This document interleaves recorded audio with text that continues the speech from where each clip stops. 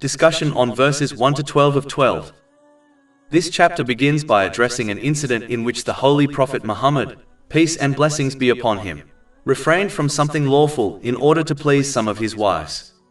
This has been discussed in Tafsir Ibn Kathir, Volume 10, pages 58 to 59. Although the matter involved something outwardly small, honey, Allah, the Exalted, still revealed verses of the Holy Quran to correct this behavior. This alone shows the immense seriousness of altering what Allah, the Exalted, has permitted, even when the intention is noble. Chapter 66 at Tahrim, verse 1. O Prophet, why do you prohibit yourself from what Allah has made lawful for you, seeking the approval of your wives? The incident may appear minor, yet the principle it establishes is vast. Islam is a complete, divinely revealed code of conduct that governs every situation, whether worldly or religious. It outlines what must be done and what must be avoided, and this knowledge comes directly from the all-knowing Allah, the Exalted. Because of this, no one is permitted to introduce innovations into the religion, such as declaring lawful things to be unlawful. Innovations often begin subtly, but they gradually weaken faith and eventually lead to sin. Even when the intention behind an innovation is to increase devotion, the outcome is spiritual harm, because it replaces divine guidance with human preference. This is why strict adherence to the two authentic sources of guidance, the Holy Quran and the traditions of the Holy Prophet Muhammad, peace and blessings be upon him, is essential for every Muslim, as these two sources alone safeguard a person from deviation. The more a person relies on other sources of religious knowledge, even if those sources appear to encourage good deeds, the less they will rely on the Holy Quran and the traditions of the Holy Prophet Muhammad, peace and blessings be upon him. This inevitably leads to misguidance. The Holy Prophet Muhammad, peace and blessings be upon him, warned in a hadith found in Sunan Abu Dawood, number 4606, that any matter not rooted in these two sources will be rejected by Allah, the Exalted. When a person begins to act upon external sources, they gradually adopt practices that contradict Islam. This is one of the ways the devil misleads people, slowly, step by step, until they no longer recognize the difference between truth and falsehood. A person may begin with something seemingly harmless, such as a spiritual exercise or a devotional phrase not found in the Holy Quran and the traditions of the Holy Prophet Muhammad, peace and blessings be upon him. But over time they become accustomed to accepting religious ideas without verifying their authenticity. This habit weakens their ability to distinguish guidance from misguidance.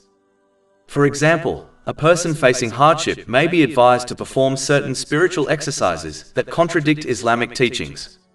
Because they are accustomed to following sources outside the Holy Quran and the traditions of the Holy Prophet Muhammad, peace and blessings be upon him, they fall into the trap easily.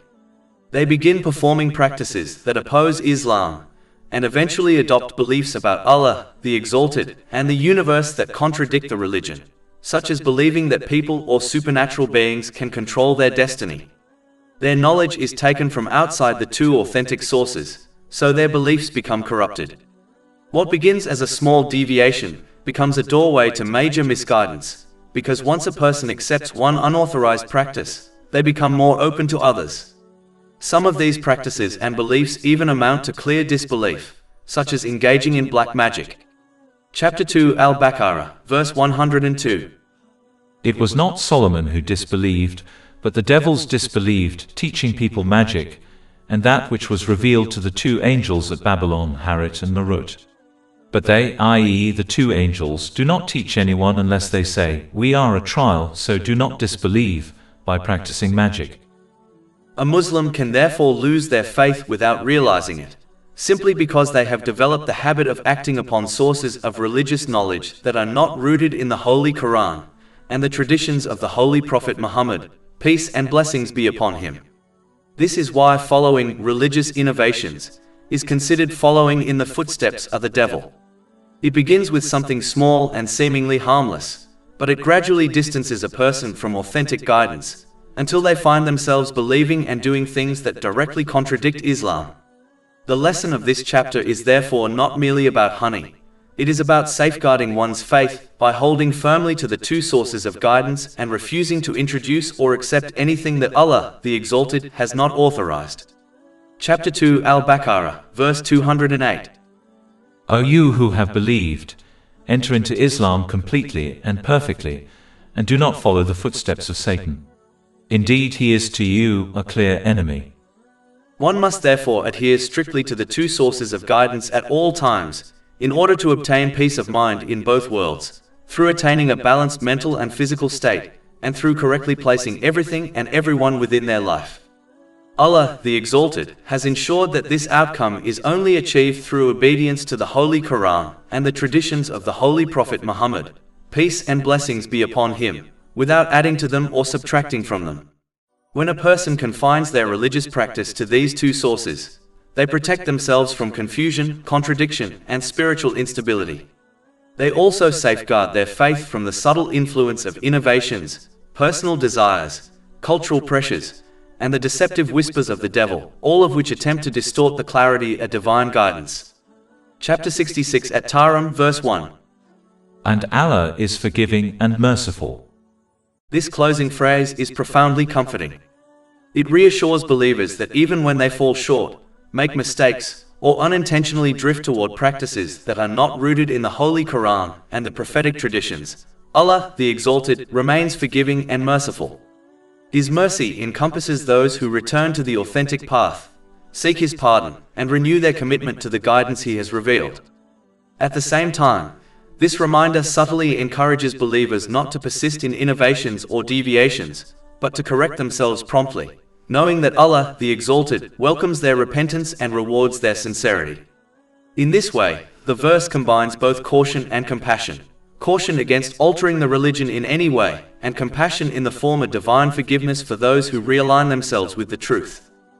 Chapter 66 at Tahrim, verse 1. O Prophet, why do you prohibit yourself from what Allah has made lawful for you, seeking the approval of your wives? Even though pleasing people is acceptable in Islam, one must ensure that this does not take precedence over pleasing Allah, the Exalted, nor should a person repeatedly prioritize the approval of others over their own lawful well-being. Human beings naturally desire harmony and acceptance, yet this desire must remain within the boundaries set by Allah, the Exalted. When a person begins to elevate the opinions of people above the commands of their Creator, they inevitably fall into imbalance, anxiety, and spiritual weakness. The heart was created to find stability through obedience to Allah, the Exalted, not through chasing the ever-changing expectations of people. In everyday life, people often complain that no matter how hard they try, they cannot seem to please everyone. In every situation, whether within the family, at work, or among friends, someone is always displeased. This is a universal experience, and a person should remember a few simple truths that protect them from unnecessary stress and disappointment. The first is that the majority of people are not pleased with Allah, the Exalted, even though He has granted them countless blessings without them ever asking. If people cannot show consistent gratitude to the One who created them, sustained them, and continues to shower them with mercy, how can they ever be fully pleased with another human being who, in reality, has given them nothing comparable? Their lack of contentment with Allah, the Exalted, is evident from their constant complaints and their failure to show gratitude. If they cannot be pleased with the One who gives them everything, they will certainly not be pleased with someone who gives them far less. Secondly, no matter how much a person improves their character, they will never reach the sublime character possessed by the Holy Prophet Muhammad, peace and blessings be upon him, or the other holy prophets, peace be upon them. Yet despite their perfect character, they were still disliked, opposed, and criticized by some people. If the most noble and pure individuals in human history could not please everyone, how can an ordinary person expect to achieve universal approval? This reflection alone should free a person from the unrealistic expectation of satisfying every individual they encounter. A person should also remember that people were created with different temperaments, mindsets, and preferences. Because of this diversity, there will always be individuals who disagree with one's behavior, decisions, or personality. It is impossible for everyone to view a person in the same way. The only one who comes close to pleasing everyone is the two-faced individual who constantly changes their beliefs, behavior, and attitude depending on who they are dealing with. But even such a person eventually becomes exposed, and Allah, the Exalted, publicly disgraces them. Their temporary acceptance from people comes at the cost of sincerity, integrity, and divine displeasure. Therefore, striving to obtain the pleasure of all people is an unattainable goal, and only a foolish person exhausts themselves in pursuit of something that cannot be achieved.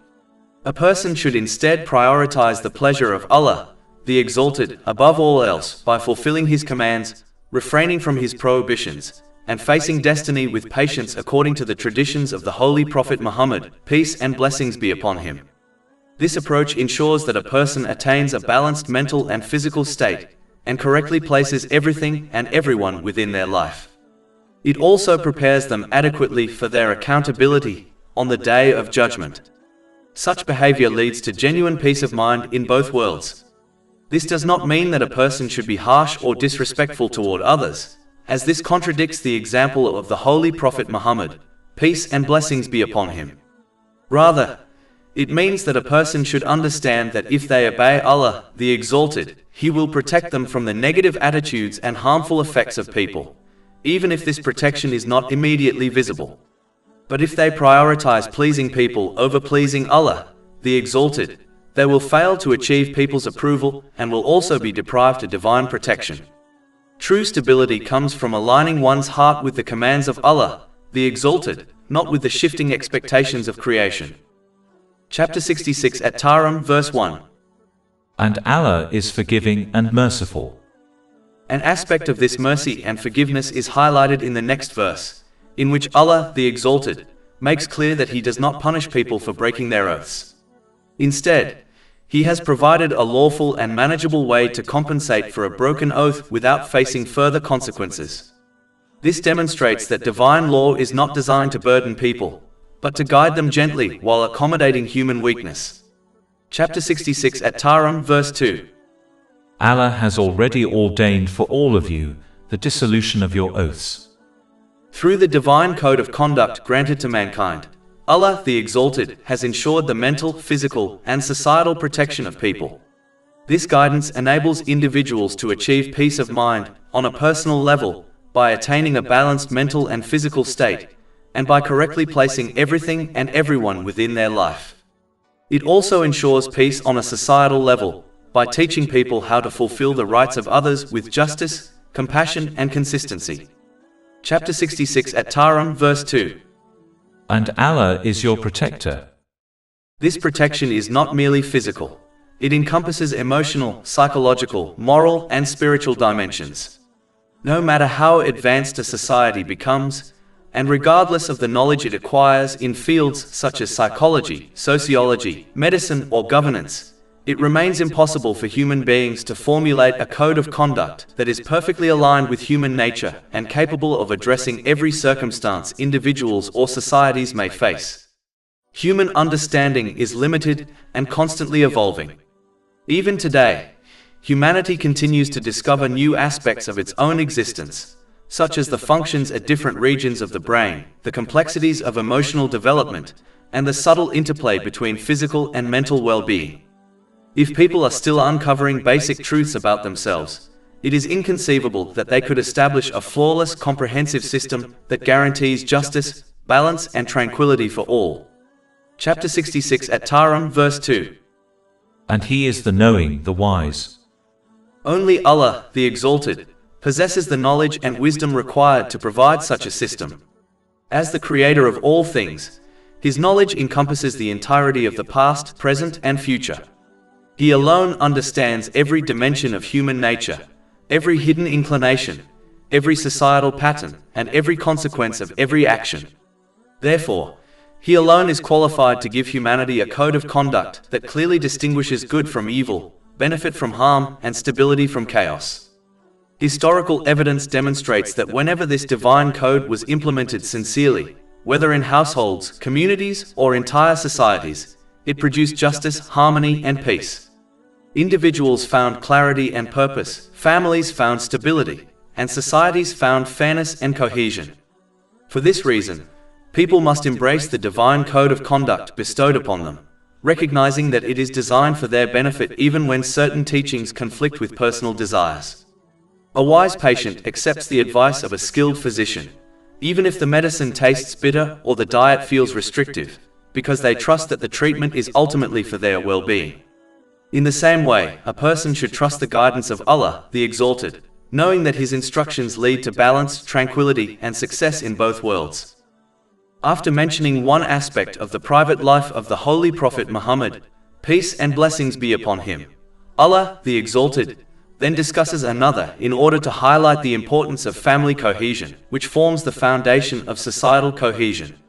When the family unit is stable, respectful, and built upon trust, the wider society naturally becomes stronger and more harmonious. When the family unit is fractured, society inevitably suffers. Chapter 66 at Tahrim, verse 3. And remember when the Prophet confided to one of his wives a statement, and when she informed another of it and Allah made it apparent to him, he made known part of it and ignored a part. And when he informed her about it, she said, "Who told you this?" He said, "I was informed by the knowing, the acquainted." The exact statement that was shared privately is not relevant to understanding the lessons behind this verse, and therefore one must avoid delving into it. The Holy Quran intentionally leaves out such details, teaching people that not every historical detail is beneficial or necessary.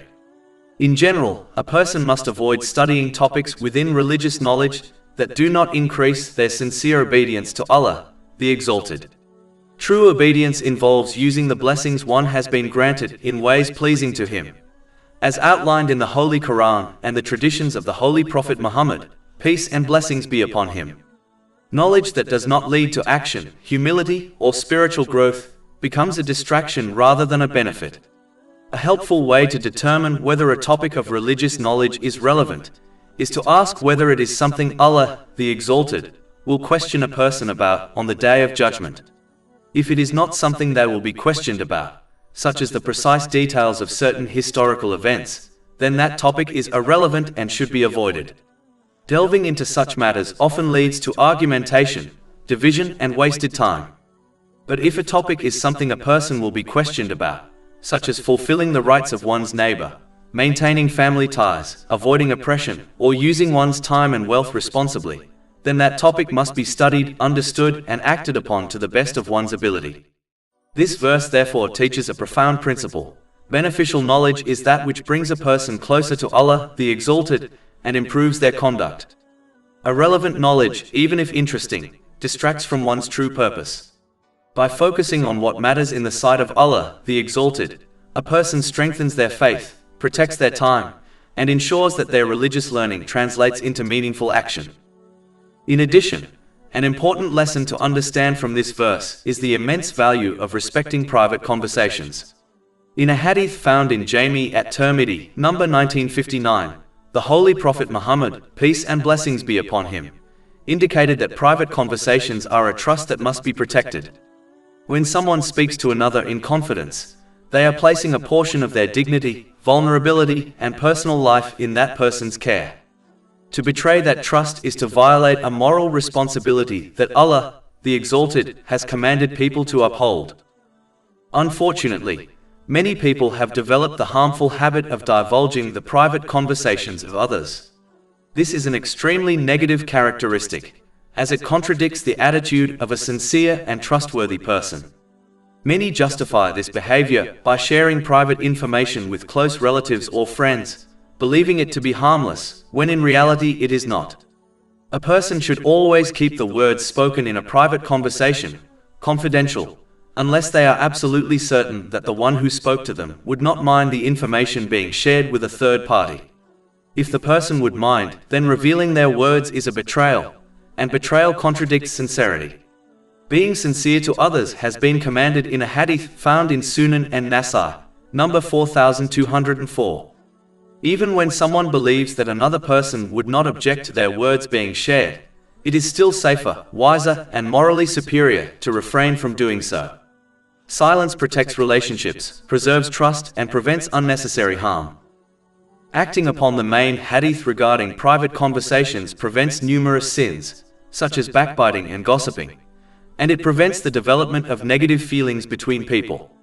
This is because information passed to a third party is often misinterpreted, exaggerated, or taken out of context, leading to misunderstandings and emotional harm.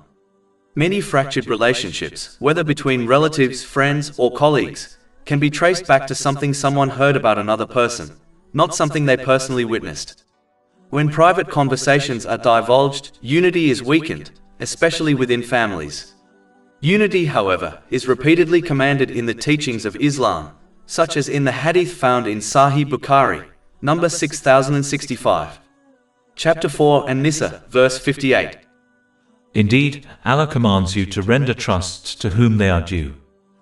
The words of others are a trust, and one should treat them with the same care and respect they desire for their own conversations. By doing so, a person protects relationships, strengthens unity, and upholds the moral integrity that Allah, the Exalted, expects from His creation. Chapter 66 at Tahrim, verse 3. And remember, when the Prophet confided to one of his wives a statement, and when she informed another of it, and Allah made it apparent to him, he made known part of it, and ignored a part. This verse also teaches the profound importance of showing leniency and gentleness when others make mistakes. The Holy Prophet Muhammad, peace and blessings be upon him, chose to overlook certain aspects of what had occurred, addressing only part of the issue while intentionally leaving the rest unmentioned. This deliberate restraint reduced the severity of the matter and prevented unnecessary tension. Such behavior is essential for maintaining a healthy family environment and for interacting successfully with people outside one's home. If a person insists on scrutinizing every mistake, demanding explanations for every slip, and holding others accountable for every misstep, then their relationships will inevitably deteriorate. No relationship, whether between spouses, siblings, friends, or colleagues, is free from imperfections. Every person hopes that on the Day of Judgment, Allah, the Exalted, will overlook their faults, conceal their shortcomings, and forgive their sins. Yet it is astonishing that many who long for this divine mercy do not extend the same courtesy to others. They cling to the past mistakes of people and revive them whenever it suits their emotions. This is not referring to mistakes that have lasting consequences, such as an accident that permanently harms another person. Such matters understandably leave deep wounds and cannot be dismissed lightly. Rather, this refers to mistakes that have no ongoing impact. A harsh word spoken in anger, a moment of impatience, a misunderstanding that has long since passed. Even though these incidents fade with time, some people insist on resurrecting them, using them as tools to hurt or shame others. This mentality is deeply unhealthy. It fails to recognize that human beings are not angels, they are fallible by nature. A person who hopes that Allah, the Exalted, will overlook their past should at the very least be willing to overlook the past mistakes of others. Those who refuse to adopt this attitude will find that most of their relationships become strained or broken.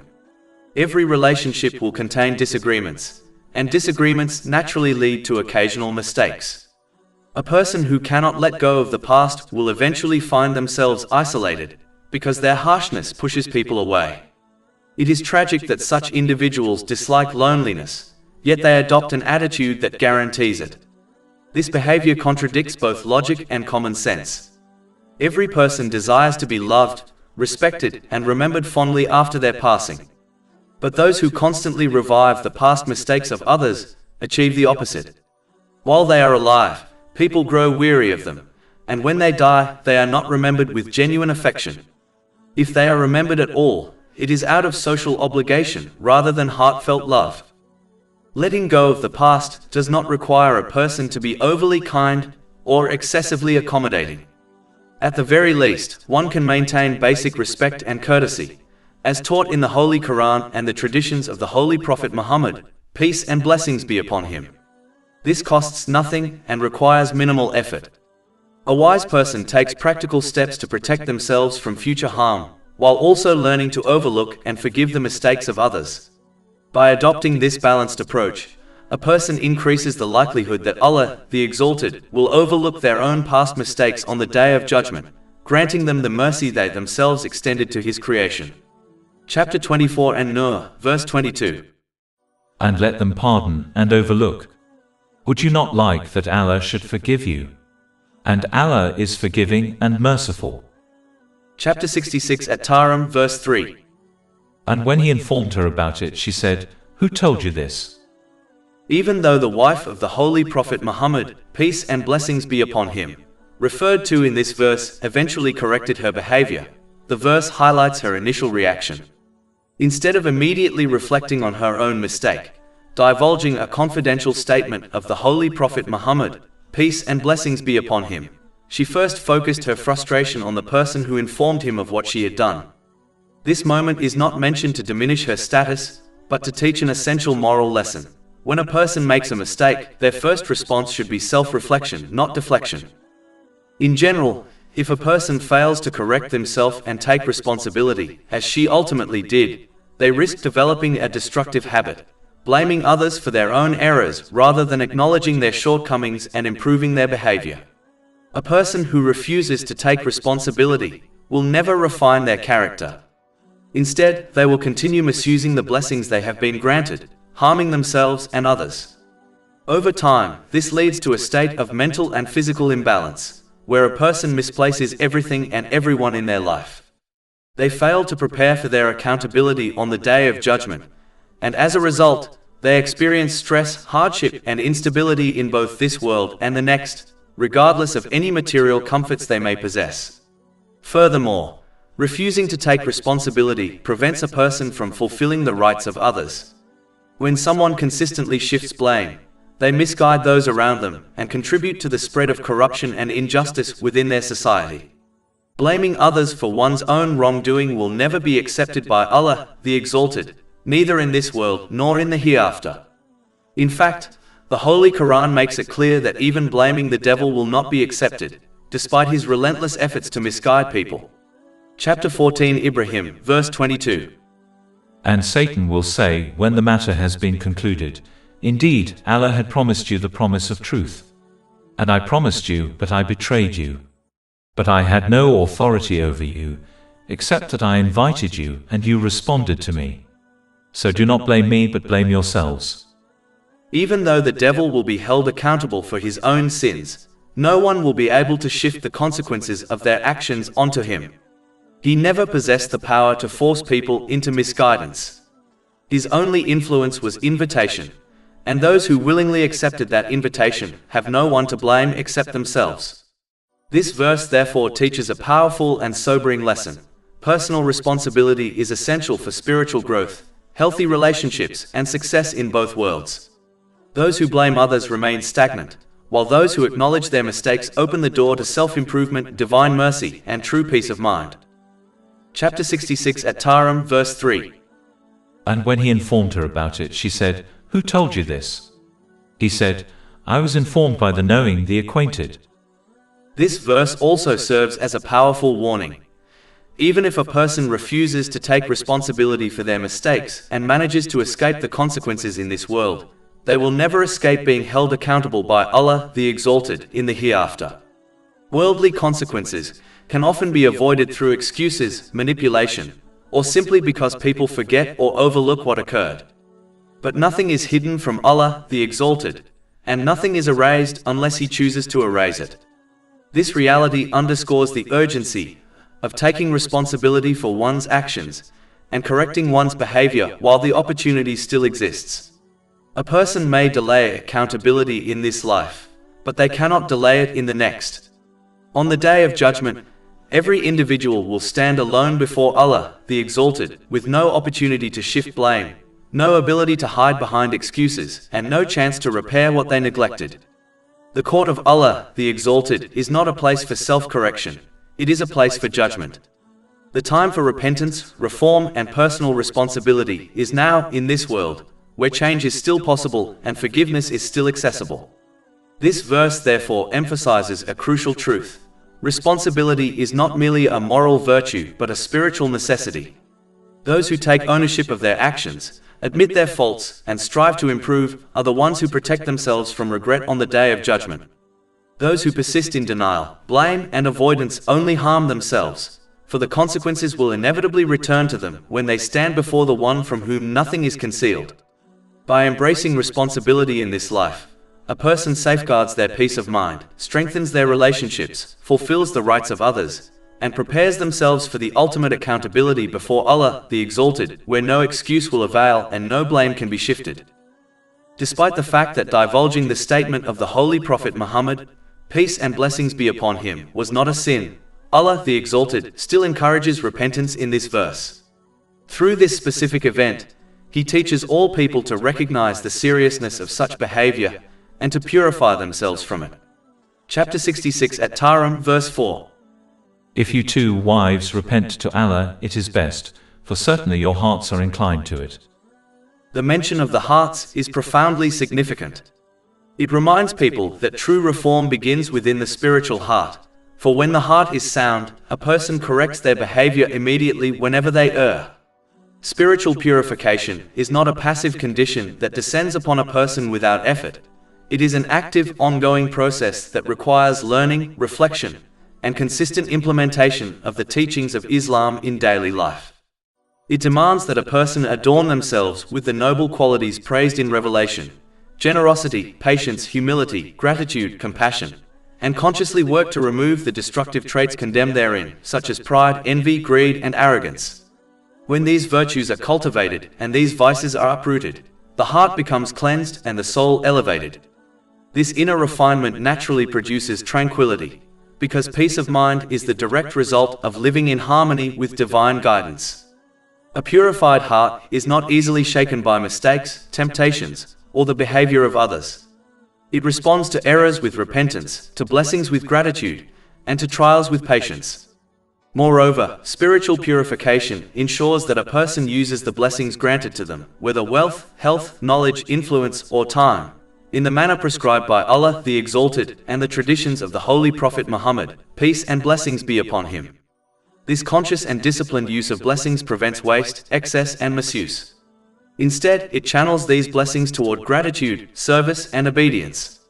Through this, a person achieves balance in both mental and physical states, placing every matter and every relationship in its rightful place. This balance safeguards a person's worldly affairs and prepares them for their accountability on the Day of Judgment. A life built upon purification brings a double reward: serenity in this world and salvation in the next. In this world, the purified soul experiences clarity, contentment, and resilience in the face of trials. It is not overwhelmed by guilt, anger, or confusion, because its inner compass is aligned with truth. In the hereafter, such a soul finds eternal peace and reward with Allah the Exalted. Thus, spiritual purification is not merely a personal refinement, it is the foundation of success in both realms. It transforms character, directs blessings toward righteousness, strengthens relationships, and secures peace of mind in this life and the next. It is the path through which a person becomes worthy of divine mercy, and the means by which they rise above the weaknesses of the ego and the distractions of the world. Allah, the Exalted, then reminds people, through this specific example, that as long as they follow in the footsteps of the Holy Prophet Muhammad, peace and blessings be upon him, by obeying him and using the blessings he has granted them correctly, they will always receive his support. This divine support remains firm regardless of the negative behavior they may encounter from others, including their own relatives. Chapter 66 at Tahrim, verse 4. But if you cooperate against him, then indeed Allah is his protector, and Gabriel and the righteous of the believers and the angels moreover are his assistants. In this context, the Holy Prophet Muhammad, peace and blessings be upon him, was entrusted with the greatest mission in human history, teaching the final divine revelation through his conduct and words to all of humanity until the end of time. Because of the immense weight of this responsibility, Allah, the Exalted, warns his wives, may Allah be pleased with them, to appreciate the magnitude of his mission and to adopt the correct behavior in supporting him.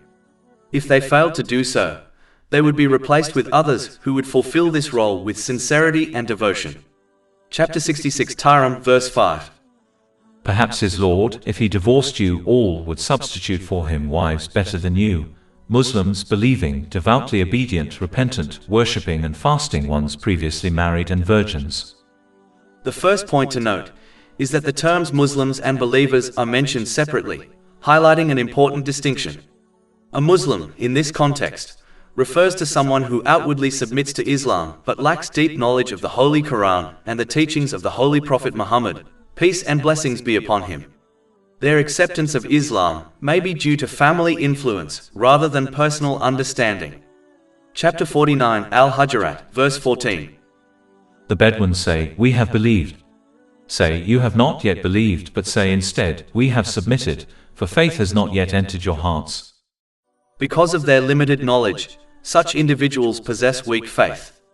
Weak faith causes a person to misuse the blessings they have been granted, especially when their desires conflict with Islamic teachings, even if they fulfill the basic obligatory duties.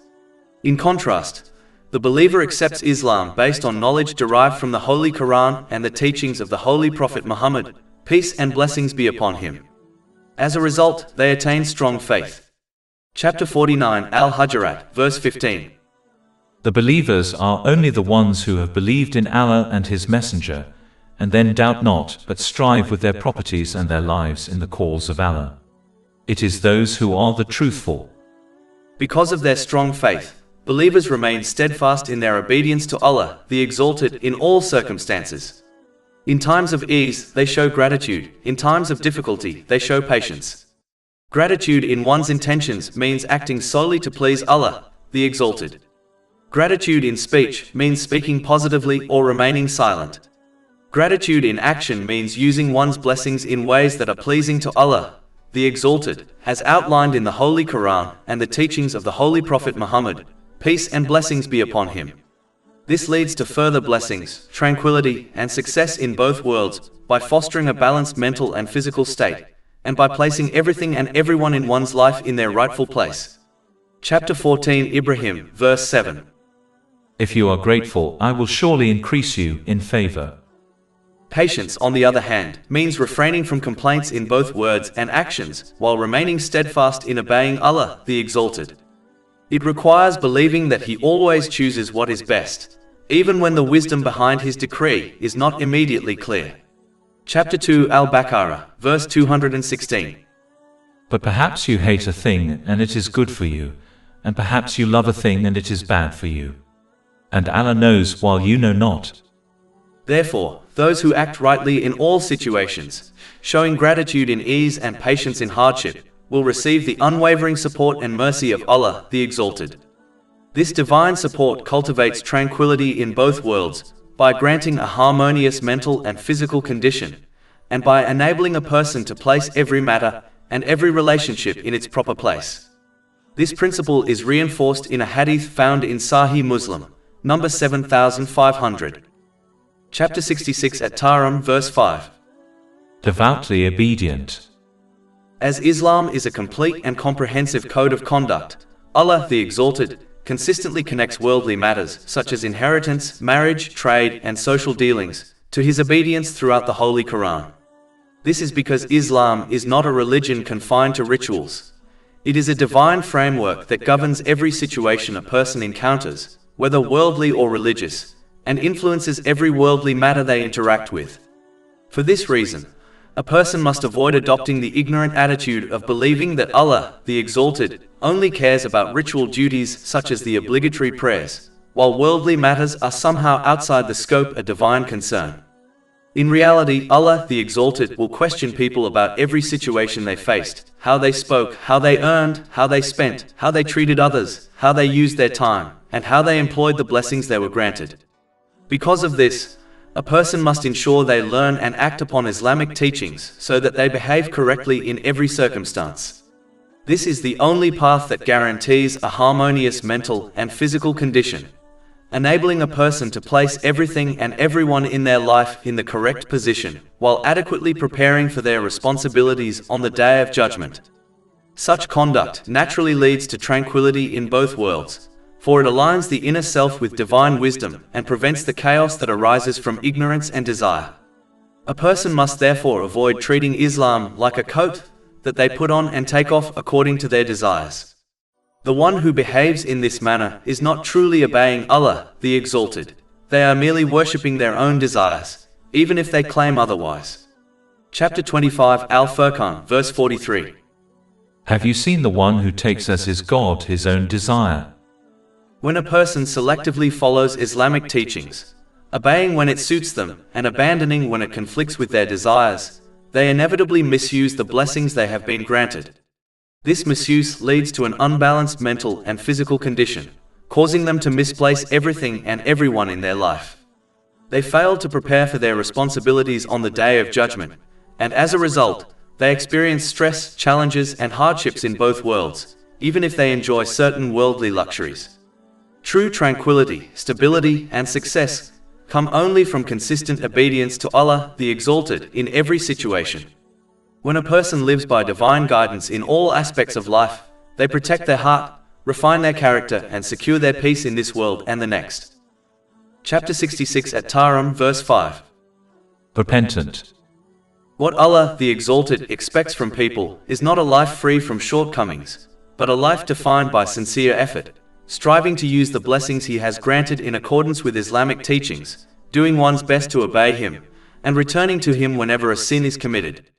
Human beings are created weak, and mistakes are inevitable. What matters is how a person responds to those mistakes, with arrogance and persistence, or with humility and repentance. Sincere repentance involves several essential elements. A person must feel genuine remorse for their wrongdoing, seek the forgiveness of Allah the Exalted, and where appropriate, seek forgiveness from anyone they have wronged, provided doing so does not create further harm or conflict. They must make a sincere commitment to avoid repeating the same or similar sin in the future. If the sin involved violating the rights of Allah the Exalted, they must make up for it through the prescribed acts of worship. If it involved violating the rights of people, they must restore those rights to the best of their ability. Repentance is not merely an emotional moment, it is a practical, transformative process that reshapes one's conduct. A person must then continue striving to obey Allah the Exalted by using the blessings He has granted them correctly, as outlined in Islamic teachings. The true danger does not lie in falling into error, this is part of human nature, but in persisting in sin without remorse, without reflection, and without repentance.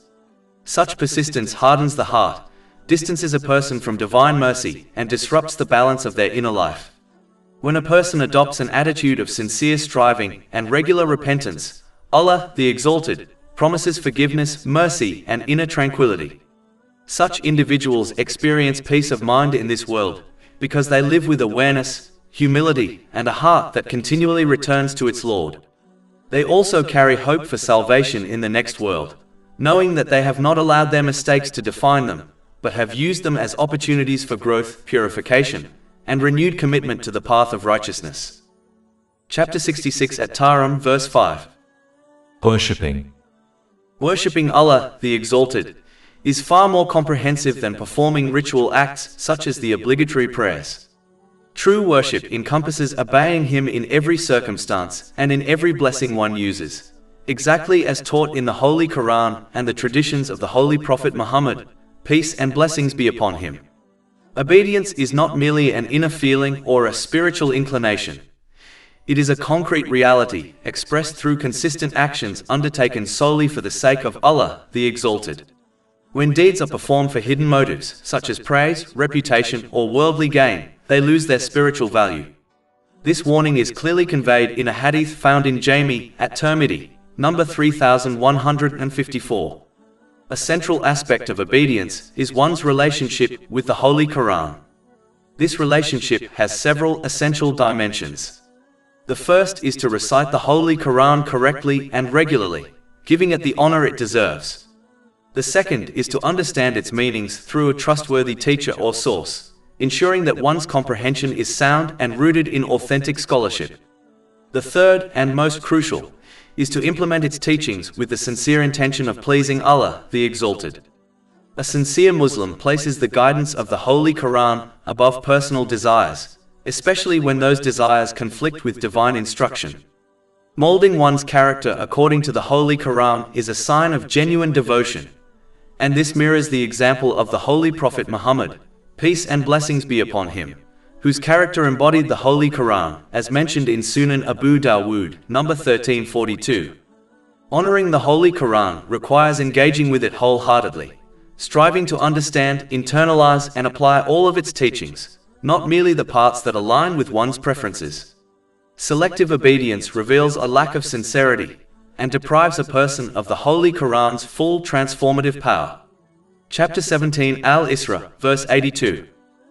And we send down of the Quran that which is healing and mercy for the believers, but it does not increase the wrongdoers except in loss. It is also essential to recognize that although the Holy Quran provides solutions for worldly difficulties, its primary purpose is not to serve as a temporary remedy for life's problems. A person should not turn to it only in moments of distress, reciting it merely to resolve worldly troubles, and then setting it aside once the difficulty passes. The foremost purpose of the Holy Quran is to guide humanity safely to the hereafter. To reduce it to a tool for worldly relief is to misunderstand its true function and to behave in a manner inconsistent with sincerity. This attitude resembles someone who purchases a car filled with impressive features but lacking an engine, superficially appealing, yet incapable of fulfilling its true purpose. Such behavior reflects a lack of genuine commitment to the Holy Quran. The one who honors the Holy Quran, obeys Allah, the Exalted, in every situation, and uses their blessings according to divine guidance, will find clarity, balance, and tranquility in this life, and eternal success in the next. Chapter 66 at Tahrim, verse 5. And fasting. In a divine hadith recorded in Sunan and Nasai, number 2219, the Holy Prophet Muhammad, peace and blessings be upon him, teaches that every righteous deed a person performs is ultimately for their own benefit, except for fasting. Fasting, he explained, is uniquely for Allah, the Exalted, and He will grant its reward directly. This hadith highlights the exceptional nature of fasting. One reason for this distinction is that most righteous deeds are visible to others, such as the prayer, or they involve interactions with people, such as charity given in secret. Fasting, however, is concealed from the eyes of others. No one can determine by observation alone whether a person is truly fasting. It is a private act of devotion known only to the individual and to Allah, the Exalted. Furthermore, fasting is a form of worship that places a protective barrier over every aspect of a person's being. When observed correctly, it restrains the tongue from harmful speech, the eyes from unlawful sights, the ears from sinful sounds, and the limbs from wrongdoing. Prayer also provides this protection, as indicated in chapter 29, Al-Ankabut, verse 45. Indeed, prayer prohibits immorality and wrongdoing. However, prayer is performed at specific intervals and is visible to others, whereas fasting spans the entire day and remains hidden. Its continuous nature makes it a powerful tool for moral discipline. The Holy Quran makes it clear that completing the obligatory fasts is directly connected to true belief. A person who abandons them without a valid excuse cannot be considered a complete believer. Chapter 2 Al-Baqarah, verse 183. O you who have believed, decreed upon you is fasting, as it was decreed upon those before you, that you may become righteous. The seriousness of neglecting the obligatory fasts is further emphasized in a hadith found in Jami at Tirmidhi, number 723, where the Holy Prophet Muhammad, peace and blessings be upon him, warns that if a Muslim abandons even a single obligatory fast without a valid excuse, they can never recover the reward they lost, even if they were to fast every day for the rest of their life. The verse above also indicates that fasting leads to righteousness. This righteousness is not achieved by merely abstaining from food and drink. True fasting requires heightened awareness of one's conduct, avoiding sins and increasing righteous deeds. This is why a hadith in Jami at Tirmidhi, number 707, warns that a fast is of little value if a person does not refrain from false speech and false actions. Another hadith in Sunan Ibn Majah, number 1690, states that some people gain nothing from their fast except hunger. When a person becomes more conscious of their behavior during fasting, this discipline eventually extends beyond the month of fasting, shaping their conduct throughout the year. This is the essence of true piety. Fasting cultivates righteousness because it weakens the strongest desires of the human being, the appetite of the stomach and the appetite of carnal desire. These two drives are the root of many sins, and their intensity surpasses that of other unlawful inclinations. When a person learns to control these powerful desires through fasting, controlling lesser desires becomes easier. This mastery over the self is what leads to genuine righteousness. There are also levels of fasting. The lowest level is simply refraining from the things that break the fast, such as food and drink. The next level is avoiding sins that diminish the reward of the fast, such as lying or backbiting, something indicated in Sunan and Nasai, number 2235. A higher level is when each limb participates in the fast. The eyes avoid the unlawful, the ears avoid sinful speech, and the hands and feet avoid wrongdoing. Beyond this is the level where a person maintains this conduct, even outside the fasting days. The highest level of fasting is when a person abstains from everything that distracts them from Allah, the Exalted, avoiding the misuse of blessings such as time, speech, and thought in sinful or vain pursuits. One should also fast inwardly, just as their body fasts outwardly. This means avoiding sinful or pointless thoughts, restraining the ego from insisting on its own desires, and focusing instead on fulfilling duties and responsibilities. It also means refraining from inwardly objecting to the decree of Allah, the Exalted, and accepting destiny with trust, knowing that Allah always chooses what is best, even when the wisdom is hidden. Chapter 2 Al-Baqarah, verse 216. But perhaps you hate a thing and it is good for you, and perhaps you love a thing and it is bad for you. And Allah knows while you know not. Finally, one should strive for the highest reward by keeping their fast private whenever possible. Informing others unnecessarily diminishes its reward, as it becomes a subtle form of showing off.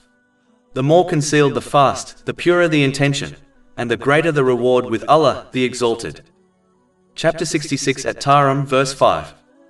Perhaps his Lord, if he divorced you all, would substitute for him wives better than you. Muslims, believers, devoutly obedient, repentant, worshipping and fasting ones previously married and virgins.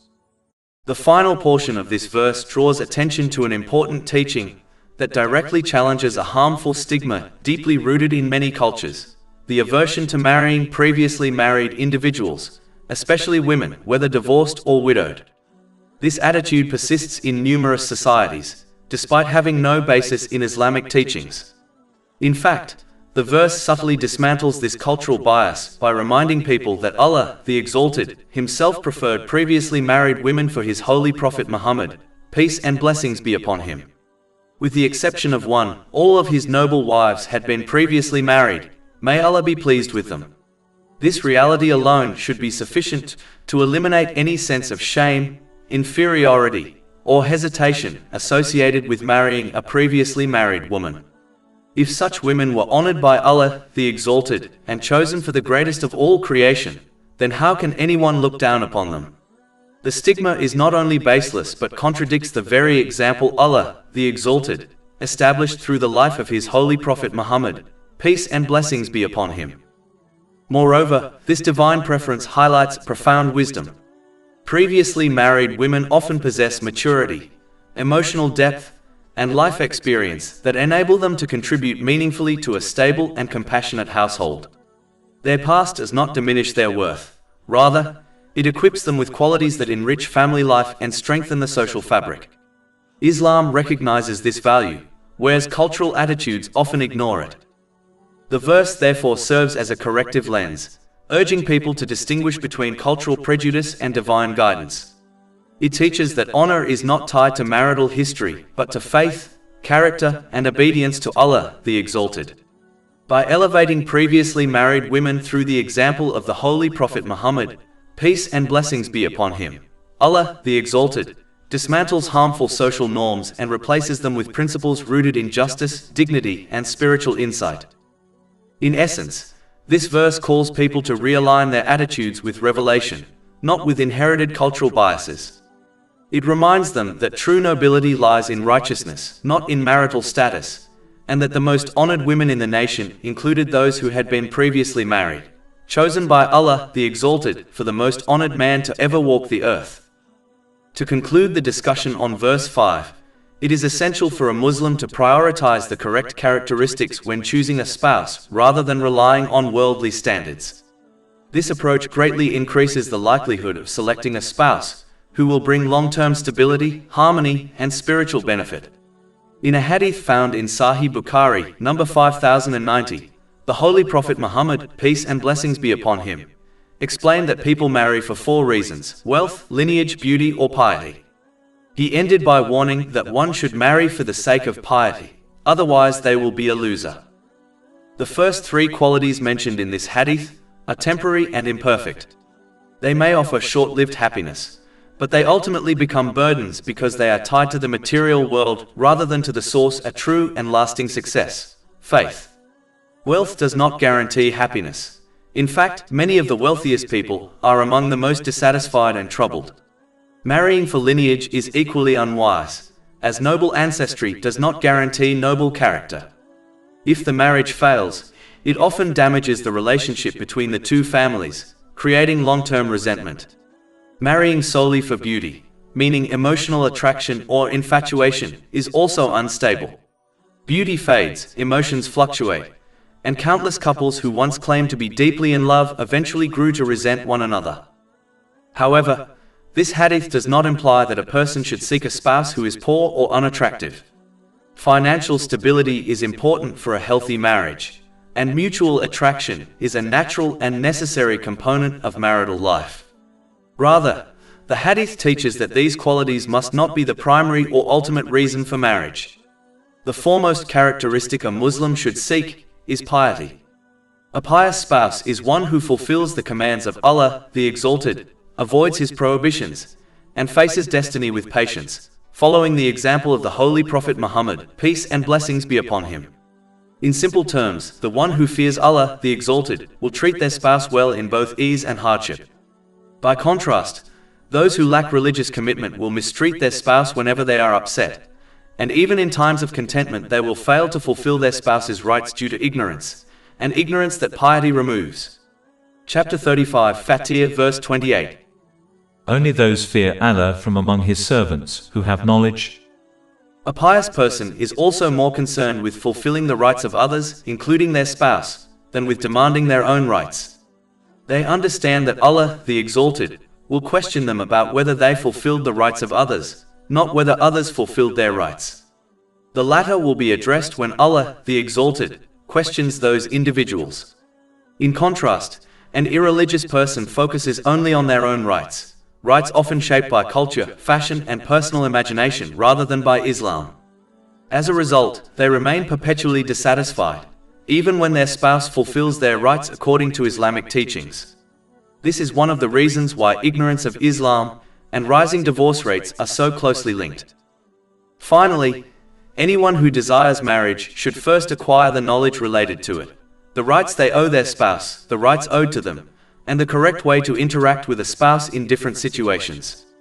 Ignorance in these matters leads to unnecessary conflict and divorce, as people demand things their spouse is not obligated to provide. Knowledge, being the foundation of piety, is therefore the cornerstone of a healthy and successful marriage. It equips a person with the understanding, patience, and wisdom needed to build a home grounded in tranquility, justice, and mutual respect. The one who establishes their home upon these principles ensures that they are positively influenced by their relatives to obey Allah, the Exalted, and that they, in turn, encourage their relatives to do the same. Such a household becomes a source of mutual support in righteousness. This environment enables each family member to attain a balanced mental and physical state, to place everything and everyone in their life in the correct position, and to prepare adequately for their accountability on the Day of Judgment. This conduct naturally leads to peace of mind in both worlds, and protects them from the troubles and difficulties of this life and the next. Chapter 66 at Tahrim, verse 6. O you who have believed, protect yourselves and your families from a fire whose fuel is people and stones, over which are appointed angels harsh and severe. They do not disobey Allah in what He commands them but do what they are commanded. This verse also emphasizes the importance of taking deliberate steps to correct one's own behavior before attempting to guide others. A person must remain firm in obeying Allah, the Exalted, by using the blessings He has granted them correctly, as outlined in Islamic teachings. Although perfection is not required before advising others, one must still actively strive to reform themselves so that they lead by example. Leading by example is the most effective form of guidance, as people are naturally influenced by what they witness rather than what they are told. In contrast, the one who neglects their own spiritual and moral development while attempting to instruct others will often command the wrong things due to their ignorance of Islamic knowledge. Their words will carry little weight, because their actions contradict their advice. Such a person becomes less influential and less respected, as they fail to embody the teachings they claim to uphold. True guidance begins with self-rectification, and only then does it extend outward to family and society. After encouraging those who claim faith in him to support their declaration with righteous actions, thereby attaining peace of mind in both worlds and protecting themselves from harm, Allah, the Exalted, then warns them of the consequences of failing to do so. If a person does not support their verbal declaration of faith with obedience, they may be judged as a non-Muslim on the Day of Judgment. Chapter 66 at Tahrim, verse 7. O you who have disbelieved, make no excuses that day. You will only be recompensed for what you used to do. It is essential to understand that in this world, a person is judged as a Muslim according to their verbal declaration of faith. The law deals with outward expressions, because only Allah, the Exalted, knows the inner reality of each person. But in the hereafter, every individual will be judged by Allah, the Exalted, according to the true state of their heart, something hidden from all creation. Therefore, a person who verbally claims to believe in Allah, the Exalted, and in their accountability in the hereafter, yet fails to support this claim with actions, may possess no real faith in their heart. As a result, they may be treated as a non-Muslim on the Day of Judgment, even if the law considered them a Muslim in this world. Furthermore, the one who does not support their verbal declaration of faith with consistent obedience is in great danger of losing their faith before they die. Faith can be compared to a delicate flame that requires constant fuel. Just as a fire weakens and eventually dies when deprived of nourishment, faith diminishes and may be extinguished, if not sustained through regular acts of obedience. Neglecting this spiritual nourishment places a person at risk of losing the very light that guides them. Such a loss is the most devastating of all, for it deprives a person of peace in this world and salvation in the next. Faith thrives through action, reflection, and repentance. When these are absent, the heart becomes vulnerable to darkness, heedlessness, and spiritual decay. This verse therefore serves as a powerful reminder that faith is not a mere statement but a lived reality, one that must be protected, strengthened, and expressed through righteous deeds. Allah, the Exalted, then encourages those who claim faith in him, yet fail to support this claim with consistent actions to repent and reform their conduct, before they face the consequences of neglecting their duties. A declaration of faith alone is not sufficient if it is not supported by behavior that reflects obedience and sincerity. Many people verbally affirm their belief, yet their daily conduct contradicts what they claim. Because of His mercy, Allah, the Exalted, does not immediately punish such people, but instead opens the door of repentance and invites them to correct their path before it is too late. This invitation demonstrates His compassion, as He allows people the opportunity to repair their relationship with Him and rectify the mistakes they have made. Chapter 66 at Tahrim, verse 8. O you who have believed, repent to Allah with sincere repentance. Sincere repentance involves several important elements, which transform it from a simple statement into a meaningful change in behavior. The first step is that a person must feel genuine regret and guilt for the wrongdoing they committed. This feeling of remorse indicates that the heart still recognizes the seriousness of disobeying Allah, the Exalted. The second step is seeking forgiveness from Allah, the Exalted, through humble supplication and sincere acknowledgement of one's mistakes. If the wrongdoing involved harming another person, then forgiveness must also be sought from the individual who was wronged, provided that doing so does not lead to greater harm or conflict. Another essential element of sincere repentance is making a firm and honest commitment to avoid returning to the same sin or similar behavior in the future. Repentance is not complete if a person intends to continue the wrongdoing. In addition, if the sin involved neglecting the rights of Allah, the Exalted, or violating the rights of people, then efforts must be made to restore those rights. For example, missed obligations should be fulfilled, and any property or wealth taken unjustly must be returned to its rightful owner. Beyond these steps, The person must strive to replace their past disobedience with consistent obedience by using the blessings they have been granted correctly, as outlined in Islamic teachings. When a person adopts this approach, their life gradually becomes more organized and purposeful. They begin to obtain a balanced mental and physical state, correctly place everyone and everything within their life, and actively prepare for their accountability on the Day of Judgment. As a result, repentance becomes a source of peace and stability rather than merely an act of regret. Chapter 66 at Tahrim, verse 8. Perhaps your Lord will remove from you your misdeeds, and admit you into gardens beneath which rivers flow.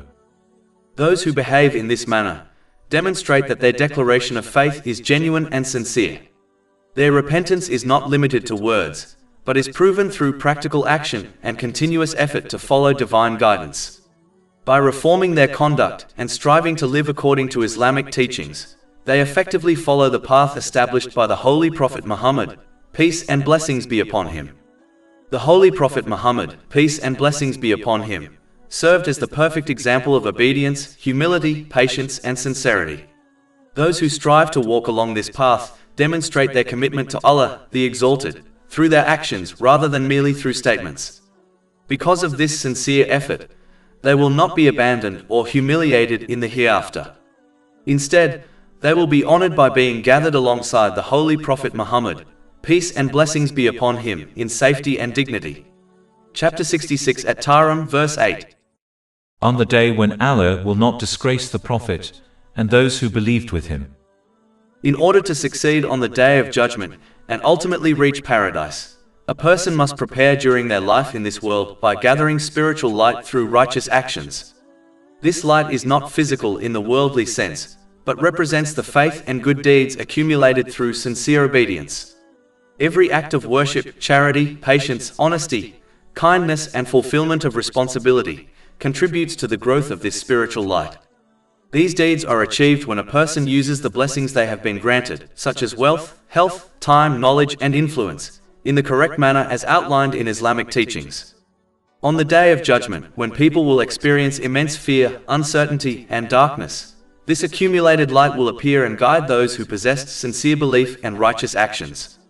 The Holy Quran describes this light manifesting in two distinct ways. The light that appears in front of them symbolizes the sincerity and strength of their internal belief, while the light that appears on their right side represents the righteous deeds they perform throughout their lives. These two forms of light guide them safely through the events of the Day of Judgment. Chapter 66 at Tahrim, verse 8. Their light will proceed before them, and on their right they will say, Our Lord, perfect for us our light and forgive us. Indeed, you are over all things competent. This supplication also highlights an important truth about the expectations placed upon people. Allah, the Exalted, does not require perfection from human beings, as human nature inevitably includes weaknesses, mistakes, and moments of forgetfulness. What is required instead is sincerity, humility, and consistent effort. A person is expected to strive to obey Allah, the Exalted, to the best of their ability, using the blessings they have been granted according to Islamic teachings, and turning back to Him whenever they fall into error. The true danger lies not in committing a mistake, but in becoming careless towards sin, refusing to acknowledge wrongdoing, or persisting in disobedience without remorse. When a person regularly reflects on their actions, repents for their mistakes, and sincerely attempts to improve their conduct, they demonstrate humility before Allah, the Exalted. This continuous cycle of striving, reflection, and repentance strengthens faith and purifies the heart. As a result, such individuals experience a sense of stability and reassurance within their lives. They know that although they are imperfect, they are striving sincerely and seeking the mercy of their Lord. Because of this sincere effort and humility, Allah, the Exalted, promises them forgiveness, compassion, and protection from disgrace in the hereafter. In this way, repentance not only erases past mistakes, but also becomes a source of peace of mind in this world, and hope for eternal success in the next. Because obeying Allah, the Exalted, often conflicts with the worldly desires and ambitions of people, many will persist in disobeying Him and opposing the Islamic principles that restrict their pursuit of those desires. As a result, the one who sincerely obeys Allah, the Exalted, will inevitably face various forms of opposition, ranging from criticism and mockery to social boycott and even physical aggression. In the face of such hostility, they must follow the example of the Holy Prophet Muhammad, peace and blessings be upon him, who never compromised Islamic teachings for the sake of pleasing people. He openly criticized harmful behavior and destructive ways of life that damage individuals and societies, such as the alcohol and gambling industries. Chapter 66 at Tahrim, verse 9. O Prophet, strive against the disbelievers and the hypocrites and be stern with them. And their refuge is hell, and wretched is the destination. The well-documented conduct of the Holy Prophet Muhammad, peace and blessings be upon him, towards non-Muslims makes it clear that the sternness mentioned in this verse does not refer to aggression, verbal or physical, unless in legitimate self-defense. A true believer does not harm others with their words or actions, regardless of the other person's faith. This principle is emphasized in a hadith found in Sunan and Nasai, number 4998. Rather, the sternness commanded in this verse refers to unwavering firmness, remaining steadfast upon Islamic teachings despite opposition, pressure, or attempts to persuade one to compromise. It means refusing to dilute or abandon divine guidance in order to gain acceptance, reduce criticism, or avoid discomfort. This steadfastness is a moral strength, not a physical harshness.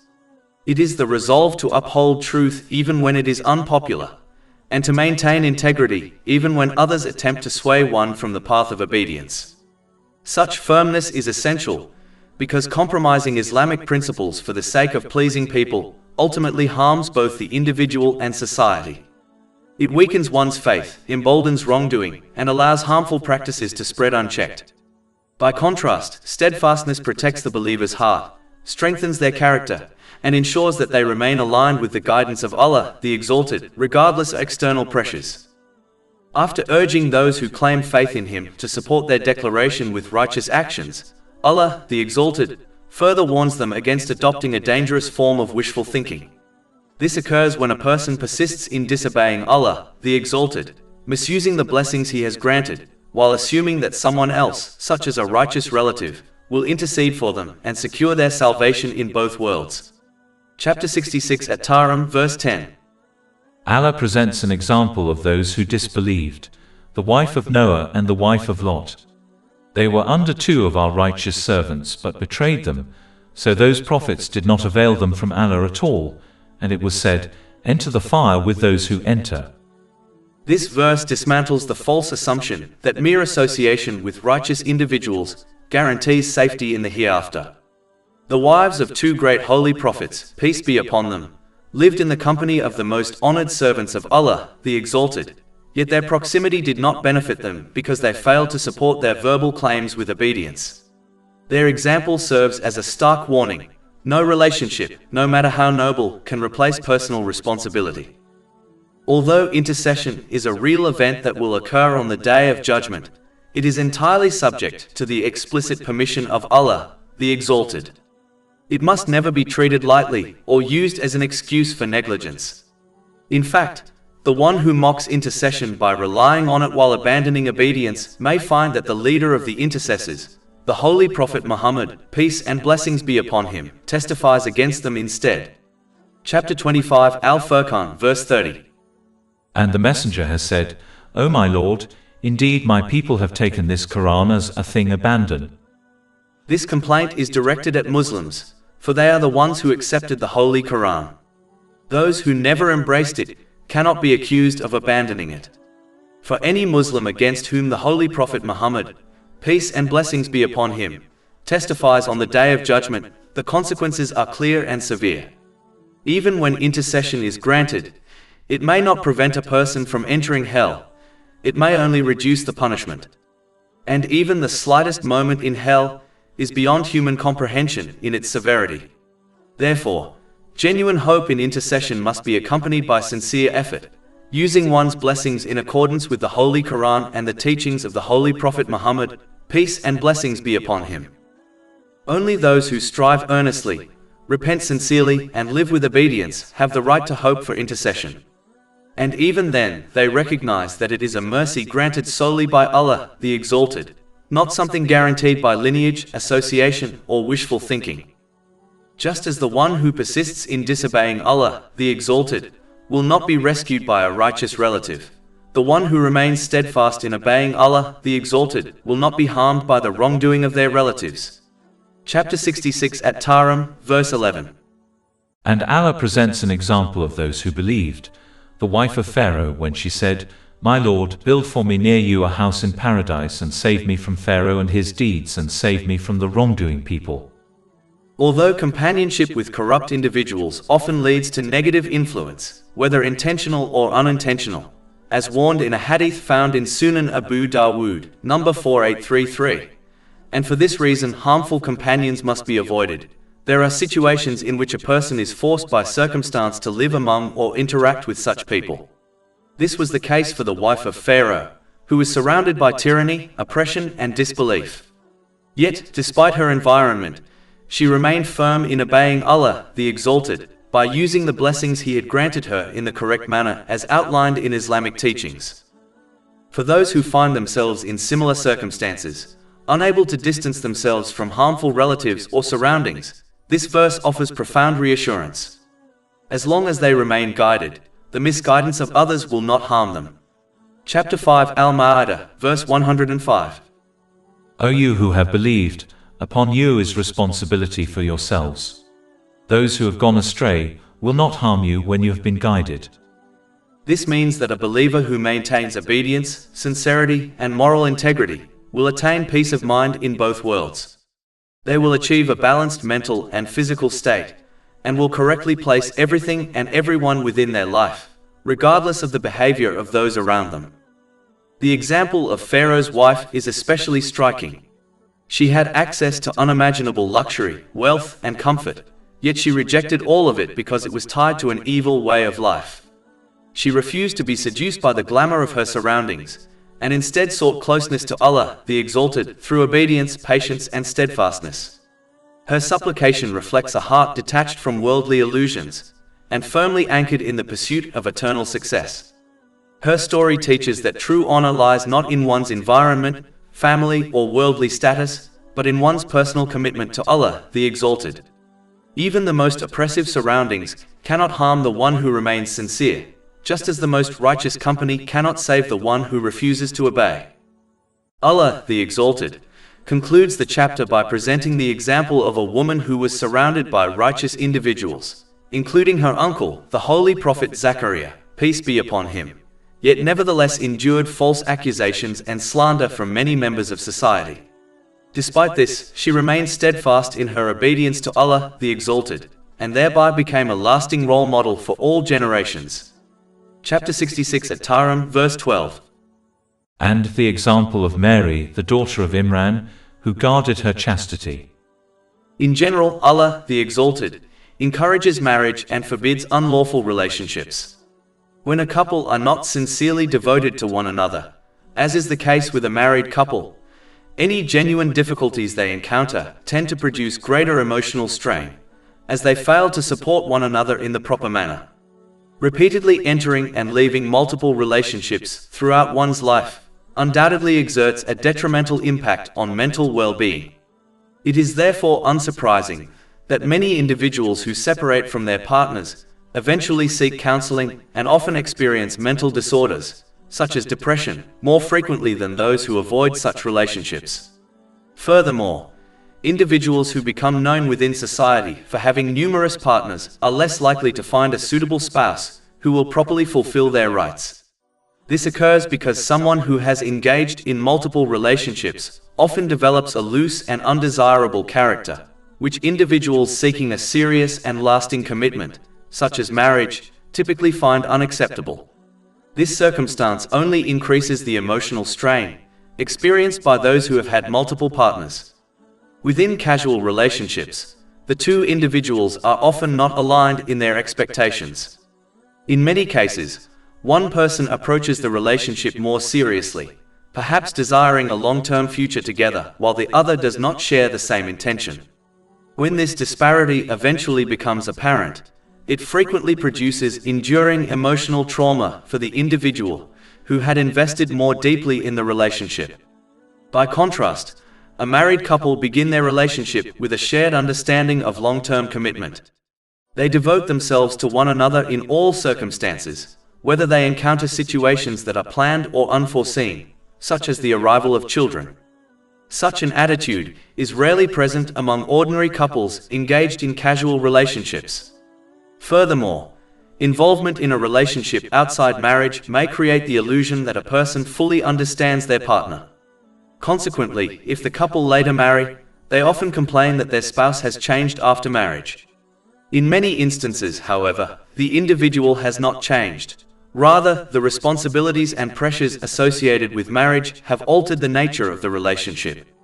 This misunderstanding frequently leads to marital difficulties among couples who maintained a relationship prior to marriage. Even when they lived together beforehand, the same issue commonly arises. Additionally, it is widely acknowledged that conflicts with a partner can profoundly affect every other aspect of a person's life. For example, many young individuals abandon their education simply because they cannot bear to encounter a former partner on a daily basis. Because marriage represents a profound bond and commitment between two individuals, married couples are generally less inclined to separate over the relatively minor disputes that often lead ordinary couples to break apart. Furthermore, it is widely observed that those who seek partners outside marriage through dating frequently experience emotional trauma, including stress and despair. This occurs because entering the world of dating often resembles an emotional roller coaster, in which an individual repeatedly has their hopes raised and then disappointed. Each time a person meets someone new, they may hope that the individual will become a suitable partner, whether for a temporary relationship or eventual marriage. During such encounters, people often present themselves as better than they truly are, which naturally causes the expectations of the other person to grow. When negative characteristics eventually become apparent, these expectations collapse, and the hopes of their partner are shattered. Experiencing this cycle repeatedly can undoubtedly exert a harmful effect on a person's mental state. Indeed, many individuals eventually abandon hope of finding a suitable partner, because they have endured this distressing cycle too many times. Presenting oneself as better than one truly is less likely to occur when a person searches for a spouse, as both individuals understand that marriage represents a lifelong and serious commitment. Consequently, they are generally more inclined to approach one another with honesty and openness from the very beginning, unlike the environment commonly found in dating.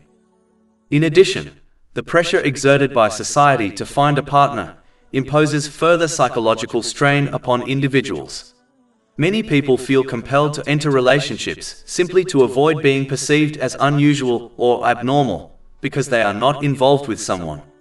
This social pressure often leads individuals to choose unsuitable partners, which in turn results in additional emotional distress. Although the search for a spouse also carries certain pressures, the lifelong and serious nature of marriage generally leads most people to recognize the importance of selecting a partner carefully. As a result, society often places less immediate pressure on individuals to marry. Furthermore, marriage can frequently be postponed until after a person completes their studies, which alleviates a portion of this stress. In contrast, societal pressure to find a partner outside marriage commonly begins during the teenage years and continues without interruption. For this reason, the emotional impact of these two situations is not the same. In addition, a person must not be deceived by the outward appearance of an unlawful relationship into believing that it causes no harm to the couple or to the wider society. Because people possess limited knowledge, are often short-sighted, and are frequently governed by their emotions, they may mistakenly assume that a relationship outside marriage is harmless while failing to recognize the hidden harms that will negatively affect both themselves and others. A person involved in an unlawful relationship will gradually be encouraged to take further steps with their partner and commit additional sins over time. As emotions and desires are difficult to restrain, and as certain sins, such as fornication, have become normalized within many societies, an unmarried couple may easily fall into such wrongdoing. This in turn leads to numerous further problems for both the individuals involved and society at large, including unwanted pregnancies, and even the trivialization of other major sins within Islam. Moreover, even if a person does not commit other major sins within an unlawful relationship, such as fornication, their emotions may still prevent them from thinking clearly. As a result, they may eventually marry their partner without realizing that the individual is not a suitable spouse, even if they previously appeared to be a good partner. As discussed earlier, this occurs because the responsibilities and pressures of marriage, including the obligation of fulfilling the rights of one's spouse and children, alter the nature of the relationship between the couple, which frequently leads to marital difficulties. This explains why couples who were together prior to marriage often accuse one another of changing their behavior after marriage. In reality, the change usually lies not in the individuals themselves, but in the new responsibilities that accompany married life. Furthermore, regardless of the amount of time a person spends with their partner before marriage, they will never come to know that individual's character in the same manner as a married couple does after sharing the responsibilities of life together. Hidden negative traits within each person may become apparent only after marriage, which can lead to further marital problems. An important truth that is often overlooked by those involved in unlawful relationships is that a person who makes a good partner is not necessarily capable of becoming a good spouse or a responsible parent. Different qualities are required to fulfill these roles. Because of their emotional attachment, a person may overlook the importance of selecting a spouse who possesses piety, even though such a person is far more likely to fulfill the rights of their spouse and children and avoid harming them, even in moments of anger. In contrast, a person who lacks piety is unlikely to fulfill these rights and may wrong their family, particularly when angered. Someone who is emotionally attached to a partner may ignore this crucial consideration and proceed to marry them because of their feelings, even when the partner lacks the necessary piety. Emotions such as love can render a person blind and deaf to the negative characteristics of the one they admire. This warning is mentioned in a hadith recorded in Sunan Abu Dawood, number 5130. Furthermore, a person who adopts an impious character and consequently engages with multiple partners will inevitably attract similarly impious individuals into their life. Such people are often motivated by personal desires and may seek only to satisfy their own lusts. As a result, they are unlikely to respect or fulfill the rights of their partner, even if the relationship eventually leads to marriage. When disagreements arise, they may easily resort to verbal abuse and may even insult their partner by referring to their past immodest behavior. Even if apologies are offered afterward, such verbal attacks leave emotional scars that may never fully heal and can sometimes be more damaging to a person's mental well-being than physical harm. Moreover, those who attract impious individuals into their lives due to their own loose character are also more likely to experience physical abuse from a partner or spouse. In addition, when the outward qualities that initially attracted the impious partner, such as physical beauty, fade or diminish, the impious spouse may seek another person to replace them. This mindset often contributes to extramarital affairs, as such individuals treat their partner or spouse as though they were a possession to be used temporarily and then replaced. The emotional trauma resulting from this behavior can be extremely severe. If children are involved, the situation can become even more damaging. Children who become upset with their parents may also resort to verbal insults, particularly toward the mother, and may repeat accusations connected to past immodest behavior. The emotional harm caused when a person is insulted by their own child can be exceptionally difficult to overcome. In contrast, a person who adopts a modest and upright character will naturally attract individuals who possess similar qualities. Such people, whether as partners or spouses, are far more likely to fulfill the rights owed to one another. If verbal disagreements occur, the insults are often disregarded because those involved recognize that such accusations are untrue. When children are raised in a household where both parents possess modest and honorable character, they are far more likely to develop respect for their parents and maintain that respect throughout their lives. In addition, any children who are born unintentionally from such a relationship will place further strain upon the couple, which often leads to separation, as they may not wish to share the responsibility of raising a child.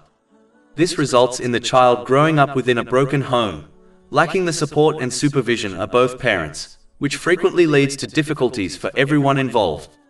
It is widely observed that a significant number of young people involved in crime, gangs, or those who are groomed by sexual predators and become victims of domestic violence originate from broken families. Raising a child correctly is extremely challenging, even when the parents genuinely desire to have a child. One may therefore consider the emotional pressure involved in raising a child when the parent did not initially wish to have the child. This circumstance negatively affects the upbringing of the child and often leads to the problems mentioned earlier. The resulting stress may cause the single parent to place the child into fostering or adoption, which in many cases has a detrimental and long-term effect on the child, as previously discussed. This further increases the likelihood of the child becoming misguided. All of these and many other harmful consequences associated with unlawful relationships are often not appreciated by someone who is governed by emotion or ignorance, even though such relationships may outwardly appear harmless. Becoming involved in an unlawful relationship is comparable to consuming a meal that appears attractive and enjoyable, while in reality it is poisoned. Because the poison is hidden, a person must rely upon the guidance of someone who is aware of the danger and trust their advice in order to avoid consuming the meal, even when it appears appealing and contradicts one's desires. As Allah, the Exalted, alone possesses complete knowledge of all things, especially the hidden harms within certain actions and relationships, His guidance must be accepted and followed even when it opposes personal desires. This situation resembles that of a wise patient who accepts and follows the advice of a physician, recognizing that the prescribed treatment is beneficial, even if it involves bitter medicine and a strict diet. Just as such a patient ultimately attains sound physical and mental health, the same outcome is achieved by the person who accepts and practices Islamic teachings. This is because the only one who possesses the complete knowledge required to ensure that a person achieves a balanced mental and physical state is Allah, the Exalted. The understanding of human mental and physical conditions possessed by society will never be sufficient to achieve this result, despite the extensive research that has been undertaken. This is because human knowledge cannot resolve every challenge a person may encounter in life, nor can it provide guidance that prevents every form of mental and physical distress due to its limited knowledge, experience, and foresight.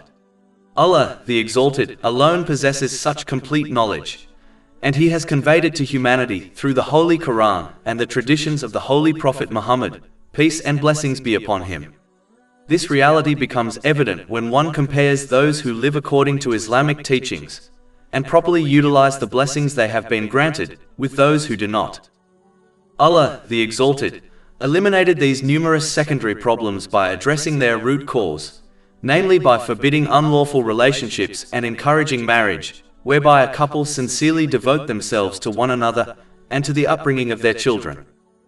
By addressing matters such as marriage, divorce, widows, and children within the Holy Quran, Allah, the Exalted, has provided the key to establishing a successful society. When members of a family, whether they remain together or become divorced, fulfill one another's rights and create a stable and nurturing home for their children, it generates a positive ripple effect throughout society. Conversely, when a family is unhappy and fails to fulfill one another's rights, it produces a negative ripple effect that spreads throughout society. Throughout history, many thinkers have attempted to address the problems faced by individuals and societies. However, as their solutions generally focus on secondary issues rather than the root causes, the benefits of these solutions remain limited. In contrast, Allah, the Exalted, through addressing the foundational causes that affect both the individual and society, has clarified all matters so that humanity may attain success in both worlds. Chapter 16 An-Nahl, verse 89. And we have sent down to you the book as clarification for all things, and as guidance and mercy. However, only those who use the intelligence they have been granted in the correct manner will be able to recognize and understand the profound wisdom contained within the verses of Allah, the Exalted. Chapter 2 Al-Baqarah, verse 242. Thus does Allah make clear to you His verses that you might use reason. Because of her purity, devotion, and unwavering obedience, she was chosen for one of the greatest miracles in human history, the birth of the Holy Prophet Isa, peace be upon him, without the involvement of a father. Chapter 66 at Tahrim, verse 12. And the example of Mary, the daughter of Imran, who guarded her chastity, so we breathed therein something of our spirit through an angel, and she believed in the words of her Lord and his scriptures and was of the devoutly obedient. This verse concludes with yet another reminder that true belief must be supported by action. Mere words unaccompanied by obedience hold little weight in Islam. It is essential to recognize that obeying Allah, the Exalted, extends far beyond ritual acts such as the obligatory prayers. True obedience requires following His guidance in every circumstance and in every blessing one uses, exactly as outlined in the Holy Quran and the teachings of the Holy Prophet Muhammad, peace and blessings be upon him. Obedience is not an abstract feeling hidden in the heart. It is a practical reality expressed through consistent good deeds, performed solely for the pleasure of Allah, the Exalted. Those who act with ulterior motives, seeking praise, status, or worldly gain, will not be rewarded by Allah the Exalted. This warning is emphasized in a hadith found in Jami at Tirmidhi, number 3154. Obedience also includes fulfilling the various dimensions of one's relationship with the Holy Quran. The first dimension is to recite it correctly and regularly. The second is to understand its teachings through a reliable source and instructor. The third, and most crucial, is to apply its teachings with the intention of pleasing Allah, the Exalted. A sincere Muslim places the guidance of the Holy Quran above personal desires that contradict it. Shaping one's character according to the Holy Quran is a sign of genuine devotion, and this mirrors the conduct of the Holy Prophet Muhammad, peace and blessings be upon him, whose character embodied the Quran, as mentioned in a hadith from Sunan Abu Dawood, number 1342.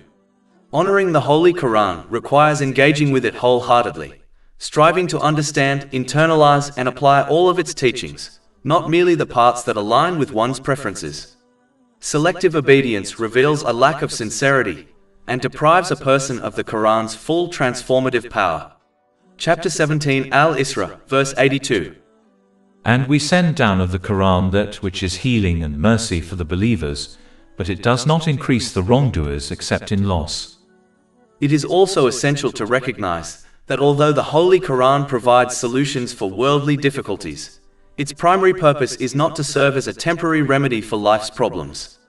A person should not turn to it only in moments of distress, reciting it merely to resolve worldly troubles, and then setting it aside once the difficulty passes. The foremost purpose of the Holy Quran is to guide humanity safely to the hereafter. To reduce it to a tool for worldly relief is to misunderstand its true function and to behave in a manner inconsistent with sincerity. This attitude resembles someone who purchases a car filled with impressive features but lacking an engine, superficially appealing, yet incapable of fulfilling its true purpose. Such behavior reflects a lack of genuine commitment to the Holy Quran. The one who honors the Holy Quran, obeys Allah, the Exalted, in every situation, and uses their blessings according to divine guidance, will find clarity, balance, and tranquility in this life, and eternal success in the next. For this reason, a person must accept and act upon Islamic teachings for their own benefit, even when those teachings conflict with their personal desires. They should behave like a wise patient who follows the medical advice of a trustworthy doctor, knowing that the bitter medicine and strict diet are ultimately for their well-being. Just as this patient eventually attains good physical and mental health, the one who embraces and implements Islamic teachings will achieve a balanced inner and outer life.